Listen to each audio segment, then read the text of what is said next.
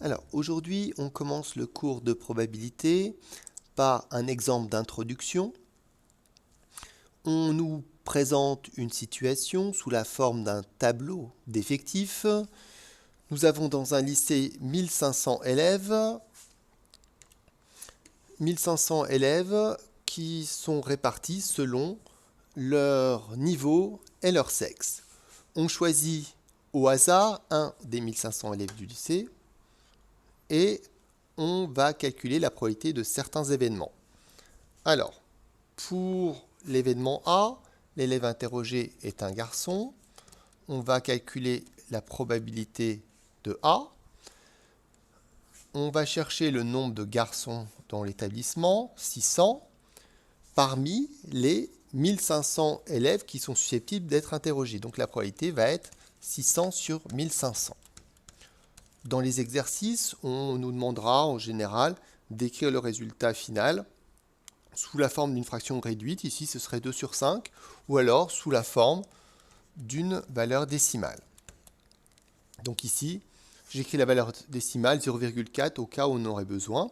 Dans les exemples suivants, je laisserai souvent la forme non réduite, la fraction, puisqu'on n'a pas de consigne particulière ici. On s'intéresse maintenant à P de B, la probabilité que l'élève soit un élève de seconde. On va chercher dans le tableau. Il y a 540 élèves de seconde. Donc la probabilité de B, ce sera 540 divisé par 1500. On procède de la même manière pour l'événement C. P de C est égal à 510, puisqu'il y a 510 élèves de première.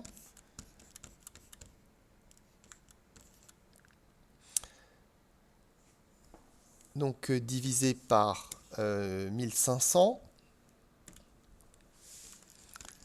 Et puis pour l'événement D, il y a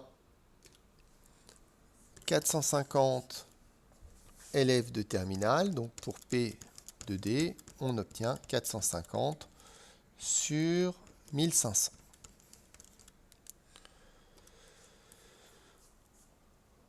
On passe ensuite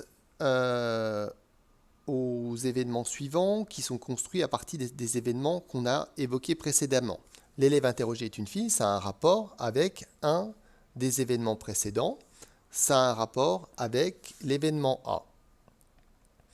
Donc l'événement A, c'est l'élève interrogé est un garçon. Ici, on a l'élève interrogé est une fille. Il s'agit donc de l'événement contraire de A. On aimerait calculer donc P de A bar et si possible calculer P de A bar sans avoir à aller chercher une information dans le tableau d'effectifs. On avait trouvé que la probabilité de A c'était 0,4. Ça correspondait à l'idée qu'il y avait 40% de garçons dans l'établissement.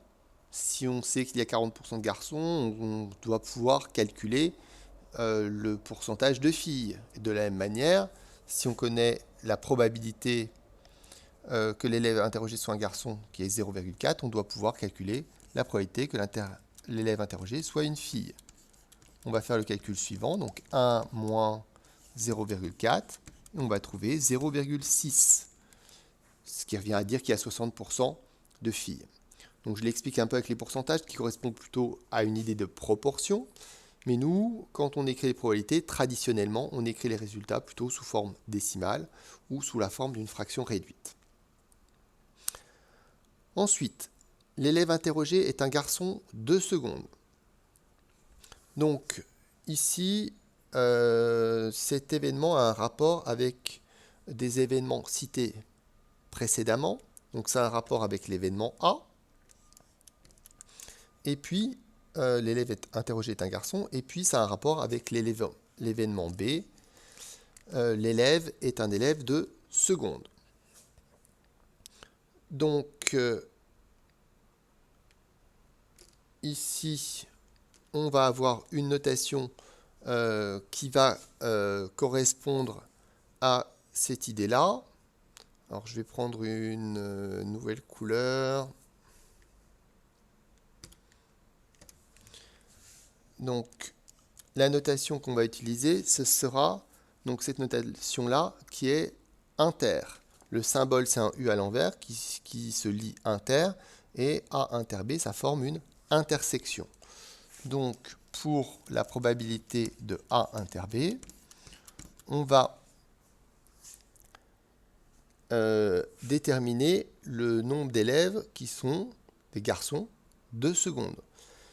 On ne peut pas calculer ce P de A inter B à l'aide des probabilités qu'on connaissait précédemment.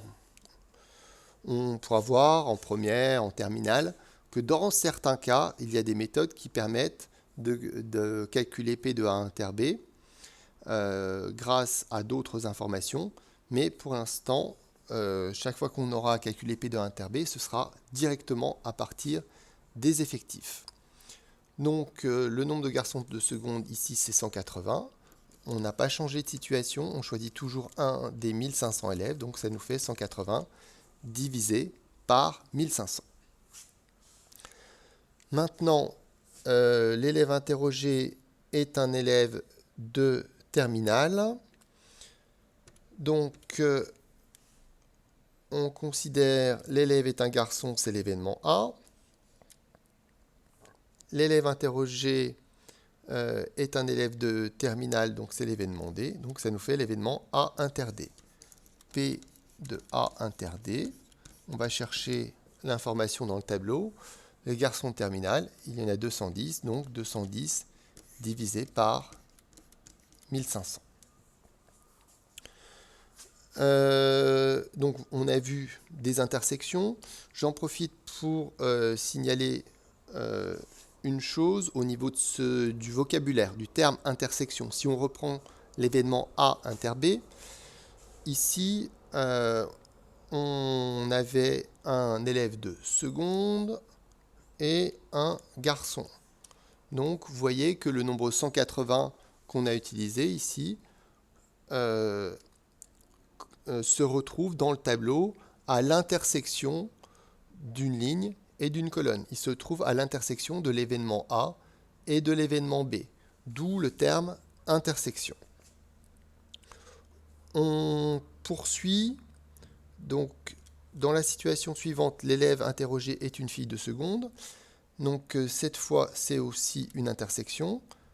Ce qui est de particulier ici, c'est que l'élève est une fille est également une notation particulière qu'on a déjà rencontrée, donc A bar, inter B. Donc P de A bar inter B, on va aller chercher le nombre de filles de seconde dans le tableau de valeurs, le tableau d'effectifs. Le nombre de filles de seconde, c'est 360. Donc ici, 360 sur 1500. Il nous reste deux situations à considérer, des situations qu'on n'a pas encore rencontrées. Donc ici, vous voyez qu'il y a le mot clé ou, ce qui fait que la situation est différente de celle qu'on avait rencontrée précédemment. Donc l'élève interrogé est un garçon ou un élève de seconde. Ça a bien sûr rapport avec l'événement B, l'élève est en seconde. Ça a un rapport avec l'événement A, l'élève est un garçon. Et puis on va avoir un symbole correspondant à l'idée que l'élève est un garçon ou un élève de seconde. Ce symbole se lit union, A union B, et A union B forme une réunion.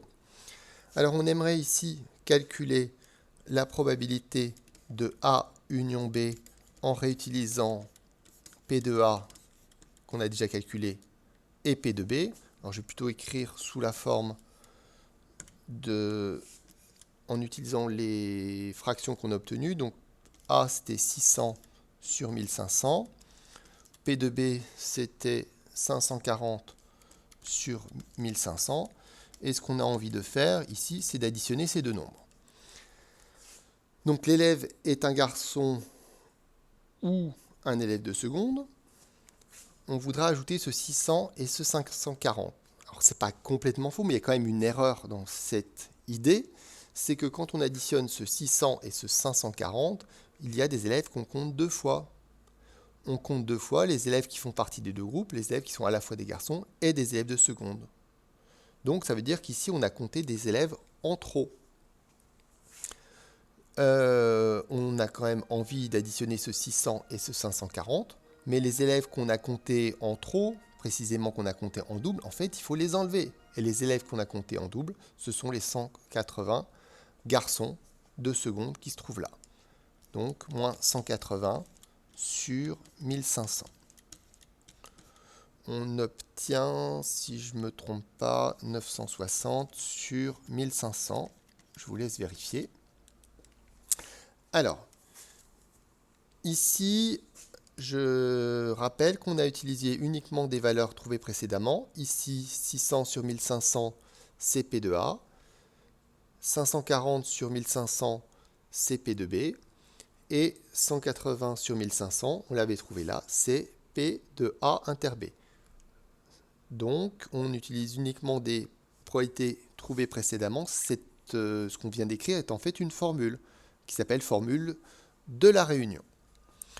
On va procéder de la même manière pour le dernier cas. Donc ici, on nous parle des élèves de seconde. Donc l'élève interrogé est en seconde, c'est l'événement B. L'élève interrogé est en première, c'est l'événement C. Et on fait bien la réunion de ces deux événements. Et ici, quand on veut calculer P de B union C, on a envie de faire P de B plus P de C. Alors je vais écrire combien on avait trouvé. On avait trouvé 540 sur 1500. 540 sur 1500.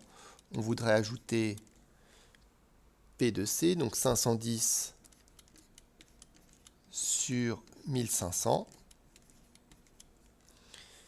Et puis, ici, on se pose la question, est-ce qu'on a le droit d'ajouter 540 et 510? Eh bien oui, puisqu'il n'y a aucun d'élèves en commun entre ces deux catégories. Il n'y a aucun élève qui est à la fois en seconde et en première. On peut bien additionner ces deux nombres. Donc on trouve un résultat, 1050 sur 1500. Mais surtout, on va retenir l'idée. On peut très bien additionner deux probabilités dans ce cas-là, dans le cas où les deux événements considérés n'ont rien en commun. Des événements qui n'ont rien en commun, on appelle ça des événements disjoints ou incompatibles. Donc voilà encore une notion qu'on va considérer, le fait que deux événements soient disjoints ou incompatibles. Donc on va faire un cours, on va présenter la manière de calculer les probabilités en général, on va voir la notion de contraire, la notion d'intersection, la notion de réunion, et puis ce qu'on a vu à la fin, la notion d'événements incompatibles ou disjoints. Voilà pour cet exemple d'introduction.